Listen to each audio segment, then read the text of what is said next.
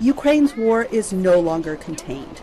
So says Ukrainian President Volodymyr Zelenskyy, confirming that his troops pushed into Russia's far western Kursk region in recent days. It's only fair to destroy Russian terrorists where they are, where they launch their strikes from. Russian military airfields, Russian logistics. We see how useful this can be for bringing peace closer. Russia must be forced into peace if Putin wants to continue waging war so badly. 100,000 Russian civilians fled the Ukrainian push, and Russian President Vladimir Putin claimed it spurred a rise in enlistments. It appears that the enemy is aiming to improve its negotiating positions in the future. Well, what kind of negotiations can we even talk about with people who launch indiscriminate strikes on civilians, on civilian infrastructure, and try to create threats to nuclear energy facilities? What can you talk to them about?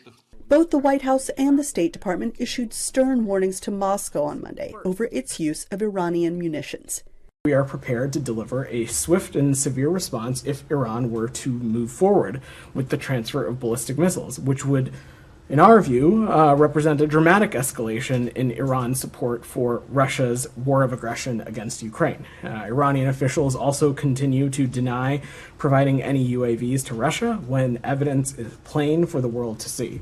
White House National Security Council spokesman John Kirby had little to say when asked Monday whether Washington was concerned that Ukraine might be using U.S.-supplied weapons against Russia.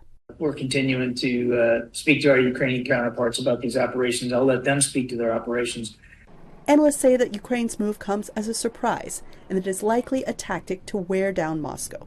I think the Ukrainians wanted to bring the war home to the Russians, to say to the Russian people, no, you are not immune from this war. You are going to feel it on a day-to-day basis. Analysts awaiting Putin's response say he may use Ukraine's incursion as an excuse to attack a NATO nation that borders Russia.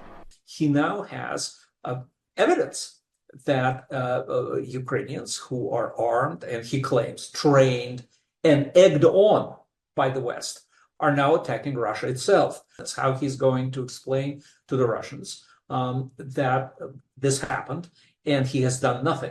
So I'm thinking that, yes, I think it is going to be a pretty dangerous few days.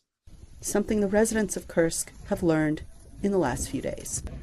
Anita Powell, VOA News, Washington.